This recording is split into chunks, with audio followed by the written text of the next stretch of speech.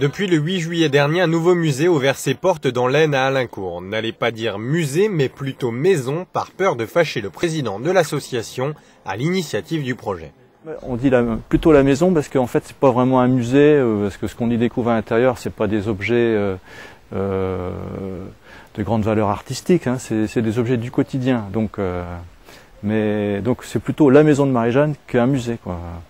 Il aura fallu près de 60 ans à cette grand-mère de 82 ans pour dénicher des trésors de l'histoire qui, à l'époque, servaient d'ustensiles du quotidien. Au début, je collectionnais un peu trop de choses. Je me laissais tenter par tout ce qui avait vécu, comme on dit. Puis après, je me suis dit, il faut que je me limite à ce qui concerne la mode, puisque j'étais couturière. La mode est effectivement déclinée sous tous ses angles. Des photos du travail quotidien des femmes, en passant par les accessoires utiles, comme les métiers à tisser ou les fers à repasser. Ici, Marie-Jeanne se sent comme chez elle. Bah oui, je me sens chez moi puisque c'est des objets que j'ai beaucoup manipulés et puis qui pour moi sont vivants encore. Mais Marie-Jeanne aime le rappeler, elle est dans l'infantilisme permanent. Sa collection de jouets d'époque est effectivement impressionnante.